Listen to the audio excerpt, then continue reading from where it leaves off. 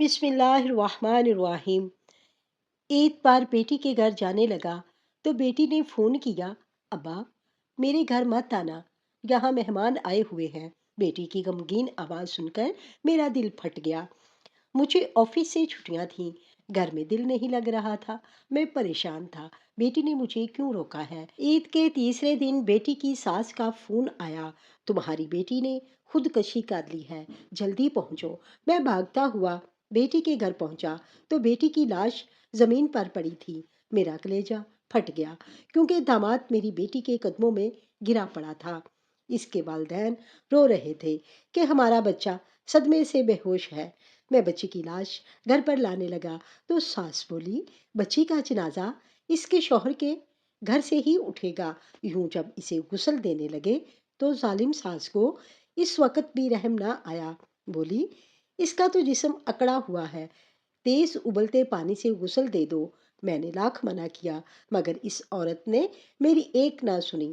مگر اسی وقت سانس چلاتی ہوئی باہر آئی اور اندر سے اللہ اکبر کی آوازیں مجھے سنائی دینے لگیں۔ میں بھاگا اندر گیا تو قدرت کا انصاف دیکھ کر میں سجدے میں گر پڑا، کیونکہ میں جو ہی گھر میں داخل ہوا تو میری ننھی سی پیاری پری بھاگتی ہوئی میری طرف بڑھ آئی۔ میں نے بھی لپک کر اسے گود میں اٹھا کر ہوا میں گھما دیا تو وہ کھلکھلانے لگی۔ وہ میرا یوں ہی روزانہ استقبال کیا کرتی تھی۔ میں نے اس کو زمین پر اتار کر مسکراتے ہوئے اپنی بہن کی جانب دیکھا جو اس کے پیچھے ہی چلی آئی تھی۔ وہ بھی میری مسکراہٹ کے جواب میں مسکرا دی تھی۔ بابا آج آپ میرے لیے کیا لائے ہیں؟ میری ننھی پری نے میرے سامنے ہاتھ پھیلایا تو میں نے جیب سے چاکلیٹ نکال کر اس کے ہاتھ پر رکھ دی۔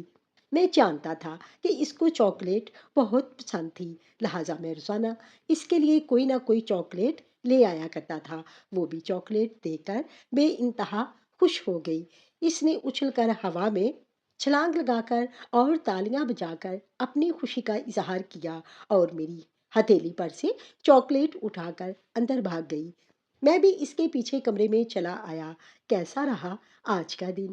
میں نے اپنی بہن کے چہرے پر ایک نظر ڈالی تو وہ اداس ہو گئی۔ آج بھی زیادہ وقت رو کر گزارا ہے۔ مریم نے ماں کی کمی بہت محسوس کرتی ہے، بہل جائے گی۔ اور کچھ عرصے میں نے ٹھنڈی سانس بھرتے ہوئے کہا اور جوتے اتارنے لگا، میرا نام سلیم ہے، میں نے محبت کی شادی کی تھی، اماں ابا سے مخالفت مول لے کر سفینہ کو اپنایا۔ وہ یونیورسٹی میں میرے ساتھ پڑھتی تھی، ہماری محبت 4 دن کی تھی مگر اس قدر شدید کہ میں اسے کھونے سے ڈرنے لگا تھا۔ میں چاہتا تھا کہ وہ ہر حال میں میری ہو جائے۔ میری محبت کی شدت اور گہرائی شاید اس نے بھی محسوس کر لی تھی، تبھی تو وہ کھینچتی چلی آئی تھی۔ میں نے اسے اقرار محبت کیا تو اس نے میرا پروپوزل قبول کر لیا، مگر اسے لگا تھا کہ شاید ہم اپنی تعلیم مکمل کرنے کے بعد اور میری نوکری لگنے کے بعد کہیں جا کر شادی کریں گے، مگر مجھ پر تو عشق کا بھوت سوار تھا۔ میں نے ایک دن بھی صبر نہ کیا اور اسی دن اسے کورٹ میں لے جا کر کھڑا کر دیا۔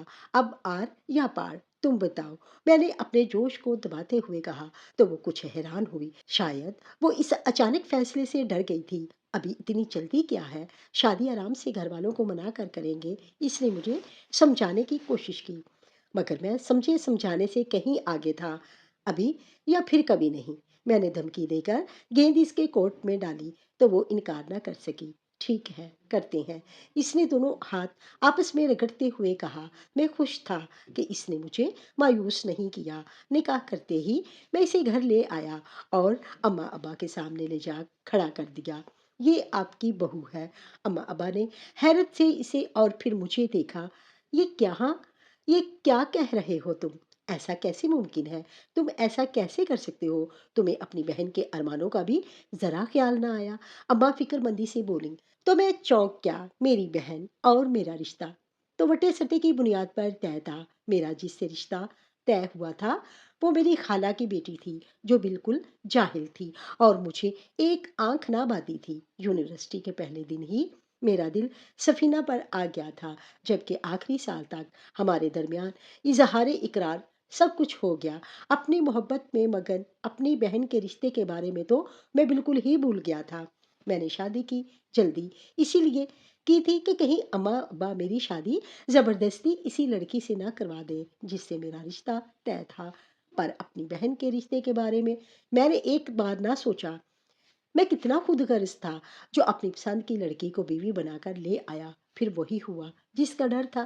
خالہ کو جیسے ہی میری شادی کا علم ہوا، انہوں نے فوراً اپنے بیٹے کا رشتہ میری بہن سے ختم کیا اور اس کی کسی اور لڑکی سے شادی بھی کروا دی۔ میری طرح انہوں نے بھی اپنے بیٹے کی شادی کرنے میں بے حد جلدی کی اور ہمیں سوچنے سمجھنے کی مہلت ہی نہ دی، جیسے کہ وہ شادی کی تیاری پہلے ہی کر کے بیٹھی ہوئی ہوں۔ اب کیا ہو سکتا تھا؟ میں مجرم ٹھہرایا گیا۔ میری وجہ سے میری بہن کا مستقبل داؤ پر لگ گیا تھا۔ میں تو خطا کار اور مجرم تھا ہی، مگر سفینہ بغیر کسی جرم کے ہی ماری گئی۔ اس کا جرم یہ تھا کہ اس نے مجھے اپنی محبت کے جال میں پھنسا کر مجھے نکاح کے لیے مجبور کیا تھا۔ حقیقت اس کے برعکس تھی۔ یہ میں جانتا تھا۔ محبت کی شروعات بھی میں نے ہی کی تھی، جبکہ نکاح کا شوشہ بھی میں نے ہی چھوڑا تھا، مگر اماں ابا یہ حقیقت نہ تو جانتے تھے اور نہ سننے کو تیار تھے۔ سارے خاندان کو معلوم تھا کہ صبا کا رشتہ طے ہے۔ اس لڑکے سے رشتہ ٹوٹنے کے بعد بھی خاندان میں سے صبا کے لیے کوئی رشتہ نہ آیا۔ خاندان سے باہر لڑکی دینے کا ہمارے ہاں رواج نہ تھا۔ پھر بھی میں رواج کو بدلنے چلا تھا۔ جب میں اپنے لیے غیر خاندان سے لڑکی لے آیا تھا تو پھر میری بہن بھی غیر خاندان میں چلی جاتی، اس میں کیا حرج تھا؟ یہی سوچ کر میں نے خاندان سے باہر اس کے لیے رشتہ تلاش کرنا شروع کر دیا۔ ہر اماں ابا تو ہر طرف وہ خود ہی شادی نہ کرنا چاہتی تھی۔ مجھے نہیں معلوم تھا کہ اس کی آنکھوں میں اس کی محبت کے دیپ جلتے تھے۔ میں نے وہ دیپ جلے ہوئے تو نہ دیکھے تھے، مگر بجھے ہوئے واضح دیکھ سکتا تھا۔ میں نے نہ صرف اس کے ارمانوں کا بلکہ اس کی محبت کا ہی گلا گھونٹ دیا تھا۔ میں شرمندہ تھا۔ اپنی بہن کے جذبات کچلنے اور اس کی خوشیاں چھیننے کے جرم نے مجھے مجرم بنا دیا۔ تبھی میں اپنے گھر میں اپنے ماں باپ کے ہاتھوں اپنی بیوی کی درگت بنتے دیکھتا، تب بھی کچھ نہ کہہ پاتا۔ گھر میں سفینہ کو سب سے پہلے قبول کرنے والی میری بہن ہی تھی۔ اس کے بڑے پن کا میں مزید قائل ہو گیا۔ یہ سودے تو نہ تو زبردستی کی بنیاد پر ہوتے ہیں اور نہ مرضی کے بغیر بن سکتے ہیں۔ تم نے جو کیا ٹھیک کیا۔ مجھے تم سے کوئی گلا شکوہ نہیں۔ میری بہن نے میرے جرم کو فوراً ہی معاف کر دیا تھا۔ میں نے سفینہ کو پہلے دن ایک ہی بات سمجھائی تھی کہ مجھ سے غلطی ہوئی ہے، میں نے جلد بازی سے کام لیا۔ میں جانتا ہوں تمہارا کوئی قصور نہیں، پر ہم اب ایک ہیں۔ میرے حصے کی ڈانٹ تمہیں سننی بھی پڑے تو چپ چاپ سن لینا۔ میرے ماں باپ اور بہن میری وجہ سے بہت دکھی ہیں، انہیں مزید دکھ نہ دینا۔ سفینہ نے تو جیسے میری نصیحت پلو سے باندھ لی تھی۔ اس نے صبر و استقامت کا وہ دامن ہاتھ تھاما تھا کہ میں بھی حیران تھا۔ اماں اسے گالیوں سے بھی نواز لیتی تو وہ نہ بولتی۔ میں اپنی سعادت مند بیوی پر باری قربان جاتا۔ وہ ایک امیر و کبیر خاندان سے تعلق رکھتی تھی، ماں باپ کی لاڈلی اکلوتی بیٹی تھی، مگر اس نے اپنے باپ کی عزت پر جو داغ لگایا تھا، اس کے بعد سے وہ اپنے ماں باپ کی نظروں میں اپنا مقام کھو چکی تھی۔ مجھ سے کورٹ میرج کے بعد نہ تو اس کے ماں باپ کبھی اس سے ملنے آئے، نہ وہ کبھی ملنے گئی۔ ایک تو اس کی فرما برداری اور دوسرے اس کی اپنے میکے سے دوری اماں کو مزید شیر کر گئی۔ وہ اسے تنگ کرنے کا کوئی موقع ہاتھ سے نہ جانے دیتی۔ میں چپ چاپ تماشا دیکھتا رہ جاتا۔ اپنے طور پر میں اس کو جتنا سکھی رکھ سکتا تھا میں رکھنے کی کوشش کرتا، مگر اماں اس کا دل چلانے کو کافی تھیں۔ وہ ہماری کوئی خوشی نہ رہنے دیتی، بلکہ ہر موقع پر سفینہ کو ذلیل کرنے کا کوئی نہ کوئی بہانہ ڈھونڈ لیا کرتی۔ میں اکیلے میں سفینہ کو تسلیاں دلاسی اور رونے کے لیے اپنا کندھا بھی دیتا، مگر اماں کے سامنے تو میری خود کی بولتی بند ہو جاتی۔ وہ اتنے پر ہی خوش تھی۔ اس نے میری ماں کے خلاف کبھی کوئی گلا شکوہ نہ کیا۔ سفینہ ابا تو نہیں، بالآخر ابا کا دل جیتنے میں کامیاب ہو گئی تھی۔ اب ابا دبے لفظوں میں اس کی وکالت کرنے لگے تھے۔ وہ اسی پر خوش تھے۔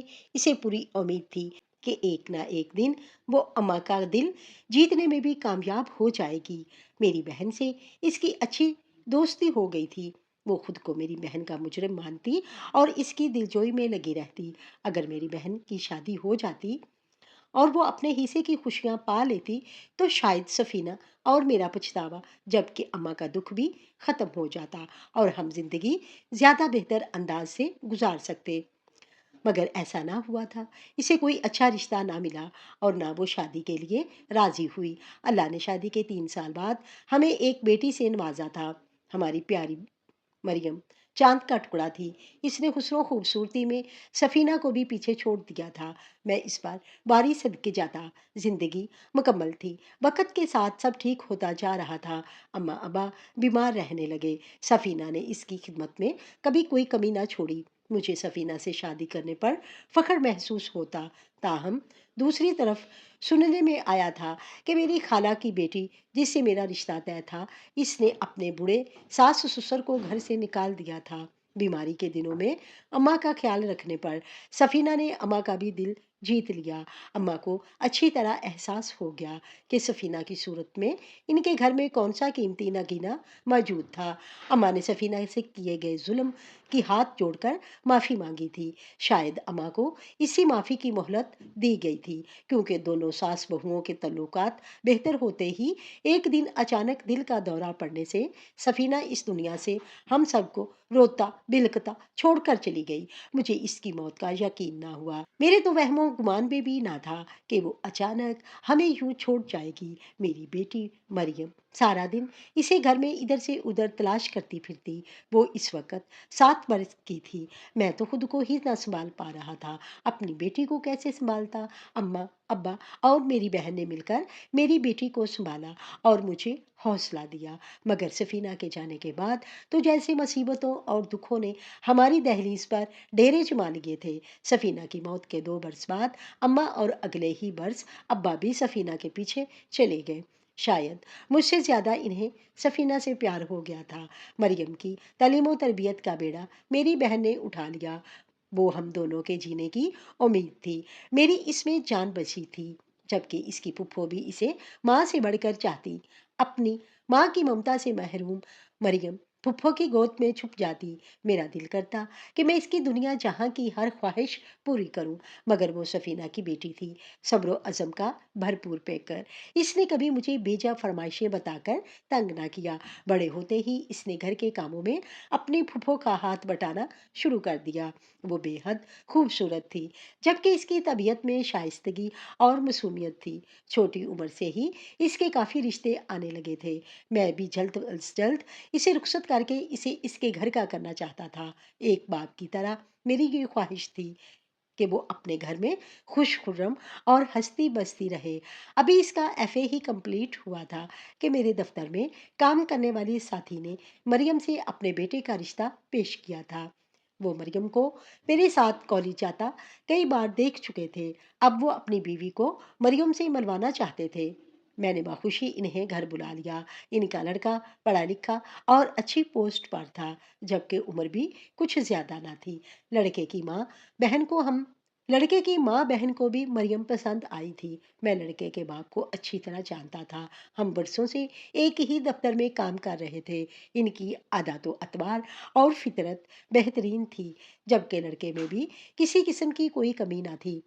تو میں اس رشتے پر کیا اعتراض اٹھایا؟ لہٰذا اپنی بہن کے مشورے سے اور مریم کی رائے سے میں نے یہ رشتہ قبول کر لیا۔ میں نے مریم سے دوستانہ انداز میں پوچھ لیا تھا کہ اگر اسے کوئی پسند ہے تو وہ بتا سکتی ہے۔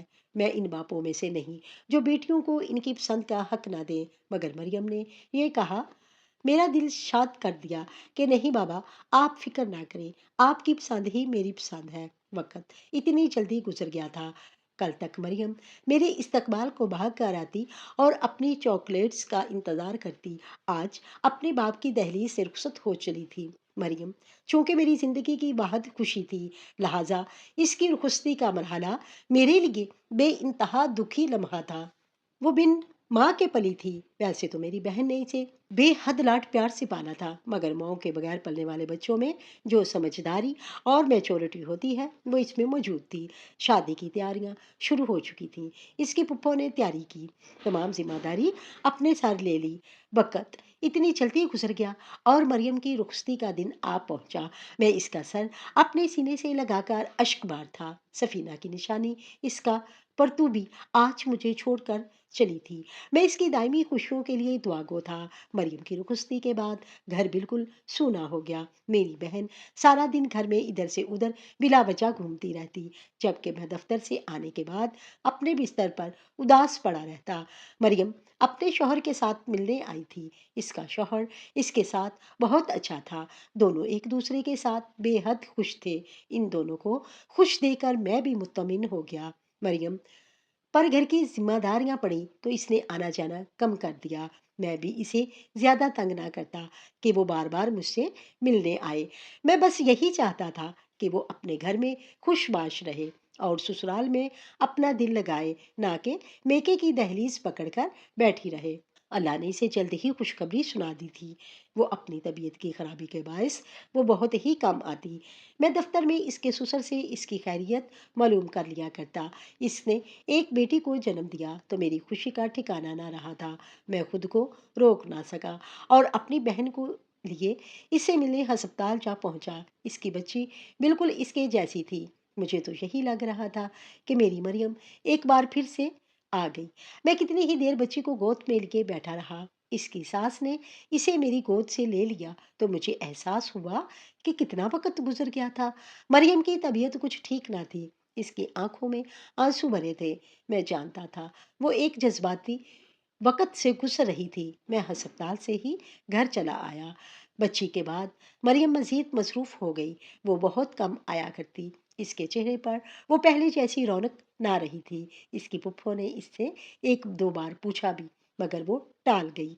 इस बच्ची का नाम अपनी माँ के नाम पर सफ़ीना रखा था। मरियम जब भी घर में आती तो मैं ज़्यादा वक़्त इसकी बच्ची के साथ गुज़ारता। मरियम अपने बाप और अपनी बेटी का प्यार देख मुस्कुरा देती। आज मेरी तबीयत कुछ ठीक ना थी, लिहाजा मैं सुस्ती के साथ बिस्तर पर पड़ा हुआ था। मेरी बहन सुबह से मुझे 2-3 बार आवाज़ें लगा चुकी थी कि मैं उठकर नाश्ता करूं, मगर न जाने क्यों मेरा दिल घबराया हुआ था और कुछ भी खाने पीने को नहीं कर रहा था। आज चूंकि छुट्टी का दिन था, लिहाजा मुझे दफ्तर ना जाना था। वैसे तो मैं दफ्तर के जाने के औकात से भी बहुत पहले उठ जाया करता और कुछ वक्त अपनी बहन के साथ गुजारा करता, मगर आज छुट्टी होने की वजह से मैं बिस्तर से बाहर ही ना निकला था। तब ही अचानक मेरे फोन पर कॉल आई। नंबर मरियम के ससुर का था। मैंने फौरन फोन उठाया तो इसकी सास की आवाज सुनाई दी। इसने मुझे पैगाम दिया कि आपकी बेटी ने खुदकशी कर ली है, लिहाजा आप हमारे घर आप पहुंचो, और झट से फोन बंद कर दिया। मैं हैरान और परेशान इसके अल्फाज पर गौर करता रहा। एक लम्हे को तो मुझे समझ ना आई, और जैसे ही इसके अल्फाज समझ आए मेरा दिल बैठ गया। ये क्या कह रही थी? वो मरियम अपनी छोटी सी बच्ची को छोड़कर खुदकशी क्यों करेगी? मेरे वहमो गुमान में भी ना था कि इस सुबह ऐसी इतला सुनने को मिलेगी। मेरा दिल कांप रहा था, जबकि मेरी आंखों से आंसू रवा थे। कहीं ये कोई मजाक तो ना था? मैंने दोबारा इसी नंबर पर कॉल मिलाई तो अब के मरियम के ससुर ने फोन उठाया। इसका भी वही कहा इसने भी वही कहा कि मरियम इस दुनिया में नहीं रही और इसने खुदकशी कर ली है। मैं फौरन ही अपनी बहन की जानिब दौड़ा और इसे तमाम हकीकत बताकर अपने साथ मरियम के ससुराल की तरफ चल पड़ा। रास्ता ज्यादा तवील ना था, मगर बड़ी मुश्किल से कटा। मेरा दिल किसी तौर पर काबू में ना आ रहा था। ऐसा कैसे मुमकिन था? मरियम इतना बड़ा कदम कैसे उठा सकती थी? अगर इसे कोई मसला या कोई परेशानी थी तो इसने मुझसे क्यों ना राब्ता किया? इसका बाप अभी मरा नहीं था, जिंदा था। वो एक बार तो मुझे आवाज देती, एक बार मुझे पुकारती तो सही। मैं तमाम रास्ते इसी परेशानी में मुब्तला रहा कि कहीं मुझसे मरियम के मामले में कोई गफलत तो नहीं हो गई। मुझे इसके ससुराल जाकर देखना चाहिए था कि इसको वहाँ किस चीज़ की कमी थी, या कहीं वहाँ पर वो दुखी तो ना थी। इसने आज तक मुझसे कोई भी दुख दर्द ना बांटा था। इसने तो शादी से पहले मुझसे कभी कोई फरमाइश और ख्वाहिश करके मुझे तंग ना किया था। वो एक फर्माबरदार बच्ची थी जो खुद से ज्यादा मेरा और अपनी पुप्पो का ख्याल रखा करती, मगर ना जाने इसके ऊपर ऐसी क्या क़यामत गुजरी थी कि इसे खुदकशी जैसा बड़ा इकदाम उठाना पड़ा। मैं जो ही मरियम के ससुराल पहुंचा तो मेरी बड़ी बेटी की लाश जमीन पर पड़ी थी, जबकि दामाद इसके قدموں میں گرا پڑا تھا۔ اس کے والدین رو رہے تھے کہ ہمارا بچہ صدمے سے بے ہوش ہے۔ میں بچی کی لاش گھر پر لانے لگا تو ساس بولی، بچی کا جنازہ اس کے شوہر کے گھر سے ہی اٹھے گا۔ مجھ میں تو کچھ کرنے کی ہمت نہ تھی، جیسے میرے جسم سے کسی نے جان نچوڑ لی ہو۔ میں ضبط کے آخری مراحل پر تھا۔ میرا دل کر رہا تھا کہ میں دھاڑے مار مار کر روں۔ جب مریم چھوٹی تھی تو اس کی ماں اسے چھوڑ کر چل بسی تھی، جبکہ اب مریم اپنی معصوم بچی کو چھوڑ گئی تھی۔ جب میری بیٹی کو غسل دینے لگے تو ظالم ساس کو اس وقت بھی رحم نہ آیا۔ بولی، اس کا تو جسم اکڑا ہوا ہے، تیز ابلتے پانی سے غسل دے دو۔ میں نے لاکھ منع کیا، مگر اس عورت میں نے میری ایک نہ سنی۔ میں بے بس اور مجبور کھڑا دیکھتا رہا، کچھ نہ کر سکا۔ وہ میرے سامنے کھولتا ہوا پانی اندر لے گئی جہاں مریم کو غسل دیا جا رہا تھا، مگر اسی وقت سانس چلاتی ہوئی باہر آئی اور اندر سے اللہ اکبر کی آوازیں مجھے سنائی دینے لگیں۔ میں بھاگا اندر گیا تو قدرت کا انصاف دیکھ کر سجدے میں گر پڑا، کیونکہ ابلتے ہوئے پانی کا سارا دیگچا اس کی بیٹی پر جا گرا تھا، جبکہ مریم اٹھ بیٹھی تھی۔ وہ حیران نظروں سے ارد گرد دیکھ رہی تھی۔ اس کی نند بے انتہا چیخ اور چلا رہی تھی۔ اب مریم کی طرف کسی کا دھیان نہ تھا، بلکہ سب اس کی نند کو بچانے میں لگے تھے۔ مریم کا سسر فوراً ہی گاڑی نکال کر اپنی بیٹی کو ہسپتال لے چلا گیا۔ مریم کا شوہر حیران نظروں سے مریم کو دیکھ رہا تھا، جبکہ میں اپنی بیٹی کو زندہ دیکھ کر کتنے ہی دیر سجدے میں سے ہی نہ اٹھ سکا۔ میں نے اپنی بہن کے ہمراہ اسی وقت مریم کا ہاتھ پکڑ کر اور اپنی نواسی کو اٹھا کر وہاں سے چلا آیا۔ یہ سب کیا تھا؟ مریم، میں نے گھر لا کر اسے پانی پلایا اور اس سے پوچھا تو وہ پھوٹ پھوٹ کر رو دی۔ میری ساس ایک لالچی عورت ہے، آپ نے شادی پر اس قدر جہیز دیا اور ضرورت کا سارا سامان دیا تھا، مگر ان کا دل نہ بھرا، ان کا لالچ ختم ہونے میں نہ آتا۔ شادی کی کچھ عرصے بعد ہی انہوں نے مجھے مجبور کرنا شروع کیا کہ میں اپنے باپ سے مزید پیسہ لے کر آؤں۔ ان کا یہ بھی کہنا تھا کہ تمہارے باپ کو اپنا گھر تمہارے نام کر دینا چاہیے، کیونکہ تم اس مکان کی اکلوتی وارث ہو۔ میں آپ کو کیسے آ کر کہہ دیتی کہ آپ یہ مکان میرے نام کر دیں، جبکہ آپ اور پھپھو یہاں رہ رہے تھے۔ میں نے ان کو انکار کر دیا کہ میں ان کی کسی بھی بلیک میلنگ کا شکار نہ ہوں گی، اور اپنے باپ سے جا کر نہ تو پیسہ مانگوں گی اور نہ ہی کسی قسم کی کوئی جائیداد مانگوں گی۔ اس لیے انہوں نے مجھے تنگ کرنا شروع کر دیا۔ ان کے جاننے والوں میں کسی لڑکی کو طلاق ہو گئی تھی جو بہت ہی امیر و کبیر خاندان سے تعلق رکھتی تھی۔ ان کا ارادہ تھا کہ اب وہ اپنے بیٹے کی شادی اس لڑکی سے کریں گی تاکہ ان کے ہاتھ میں زمین جائیداد بھی آ سکے۔ میں نے ان کو خوش رکھنے کی بہت کوشش کی اور ہر پل ان کی خدمت میں لگی رہتی، مگر انہوں نے مجھے ستانے کا کوئی موقع ہاتھ سے نہ جانے دیا۔ میرے شوہر کے سامنے تو مجھ سے اچھا سلوک کرتی، مگر اس کے جاتے ہی اپنی اصلیت پر اتر آتی۔ میں نے اپنے شوہر کو بھی بتانے کی کوشش کی، مگر اس سے میری بات پر اعتبار نہ کیا، کیونکہ وہ دیکھ رہا تھا کہ اس کی ماں کا رویہ میرے ساتھ بہت اچھا تھا، لیکن وہ صرف اس کے سامنے ہی ہوا کرتا۔ میں اسے یقین نہ دلا پاتی تھی، اور ویسے بھی میں نے زیادہ زور نہ دیا اور اپنی ساس کو اس کے حال پر چھوڑ دیا، مگر مجھے نہیں معلوم تھا کہ وہ ایک دن اس حد تک چلی جائے گی کہ میرے قتل کے در پہ ہو جائیں گی، تاکہ وہ اپنے بیٹے کی شادی اس امیر لڑکی سے کر سکے جو طلاق لے کر اپنے گھر بیٹھی ہوئی تھی۔ انہوں نے میرے شوہر پر زور دیا تھا کہ وہ مجھے طلاق دے دے، مگر میرے شوہر نے صاف انکار کر دیا۔ میری ساس نے مجھے کچھ ایسی دوا پلائی جس کی وجہ سے میرا جسم بالکل سن ہو گیا اور میں ہوش و حواس سے بیگانہ ہو گئی۔ مجھے خود بھی یہی لگا تھا کہ جیسے میں مر گئی ہوں۔ انہوں نے ساتھ ہی میرے شوہر کو بھی ایسی دوا پلائی تھی کہ وہ بھی اپنے حواس کھو گیا تھا، مگر وہ اس کی حالت میرے سے کافی بہتر تھی۔ میرے کانوں میں آوازیں تو آ رہی تھیں، مگر میں بولنے اور سننے سے قاصر تھی، اور اس کے بعد میں بالکل ہی بیٹھی اور میٹھی اور گہری نیند سو گئی۔ اس نے شاید آپ سب کو یہی اطلاع دی تھی کہ میں مر گئی تھی، کہ میرے دفن کا انتظام شروع کر دیا جائے، کیونکہ مجھے دفنانے کے بعد بآسانی میرے شوہر کی دوسری شادی ہو سکتی ہے۔ میرے شوہر کو بھی یہی بتایا گیا تھا۔ کہ مریم اب اس دنیا میں نہیں رہی اور اس کو ایسی دوا دی گئی ہے کہ وہ مجھے ڈاکٹر کے پاس بھی لے کر نہ جا سکے، کیونکہ اگر وہ مجھے ہسپتال لے جاتا تو شاید ڈاکٹر کو معلوم ہو جاتا کہ میں زندہ تھی۔ وہ تو خود نیم بے ہوش حالت میں پڑا تھا۔ سب کو یہی لگا کہ میں مر گئی۔ جب مجھے نہلانے لگے تو مجھ پر ڈالنے سے پہلے ہی نند پر گرم پانی گرا تو وہ چیخ اٹھی، اور اس کے چیخوں کی آواز میں میں ہوش میں آ گئی اور میری حالت بہتر ہو گئی۔ میری ساس نے مجھے زندہ ہی دفن کرنے کا ڈرامہ رچایا تھا۔ شاید اسے بھی یہی لگا ہو کہ میں واقعی مر چکی ہوں۔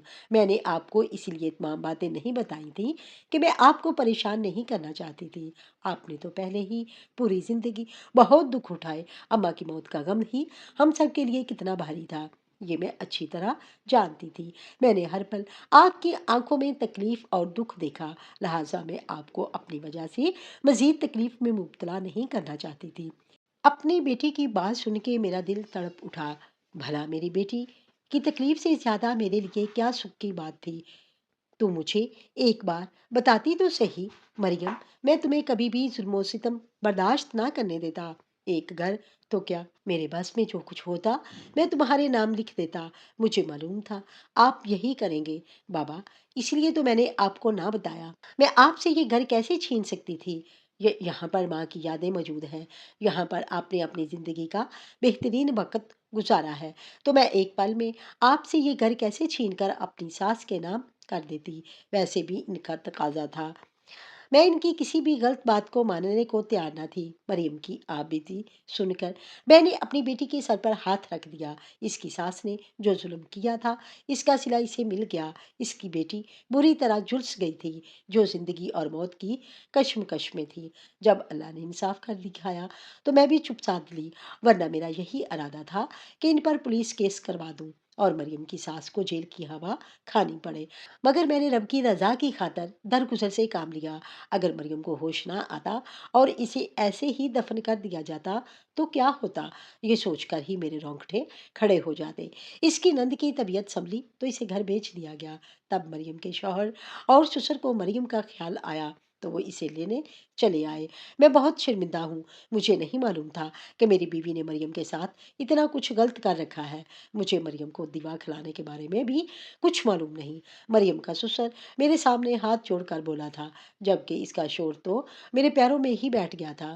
میں مریم کو دل و جان سے چاہتا ہوں اور اپنی بیٹی سفینہ میں بھی میری جان بسی ہے۔ ایسے میں مریم کو کیسے چھوڑ سکتا ہوں؟ مجھے معلوم تھا کہ اماں مریم کو تنگ کرتی ہے، مگر میں نے یہ ایک روایتی ساس بہو والا جھگڑا ہی سمجھا تھا۔ مجھے نہیں معلوم تھا کہ میری ماں دولت کے لالچ میں اس قدر اندھی ہو جائے گی کہ وہ میری بیوی کو قتل کرنے سے بھی گریز نہیں کرے گی۔ آپ مجھے معاف کر دیں، میں وعدہ کرتا ہوں کہ آئندہ مریم کو کسی قسم کی کوئی تکلیف نہ ہونے دوں گا۔ اس نے میرے سے وعدہ کیا تو میں نے اس کو پکڑ کے اپنے پاس بٹھا لیا۔ میں ان دونوں باپ بیٹا کو معاف تو کر سکتا تھا، مگر دوبارہ ان پر اعتبار نہ کر سکتا تھا۔ میری بیٹی کبھی بھی تم لوگوں کے ساتھ اس گھر میں نہیں جائے گی۔ میں نے اپنا فیصلہ سنایا اور مریم کی جانب دیکھا۔ مجھے معلوم تھا کہ وہ میرے فیصلے سے روگردانی نہیں کرے گی اور میری بات مانے گی۔ آپ حق بجانب ہیں۔ اگر کسی کی بیٹی کے ساتھ بھی ایسا سلوک کیا جاتا تو اس کا یہی تقاضا ہوتا۔ مریم کا سسر بولا، اگر تم میرے اس گھر میں گھر داماد بن کر رہنا چاہو تو رہ سکتے ہو۔ میں کچھ سوچ کر بولا تھا۔ میری بات سن کر مریم اور اس کا شوہر دونوں ہی اچانک چونک پڑے۔ ہاں، یہی بہتر ہے، مریم کا سسر کچھ دیر میں بولا تو میں نے اطمینان بھری سانس لی تھی۔ مجھے امید تھی کہ میری مریم میری نظروں کے سامنے زیادہ خوش رہ سکتی تھی۔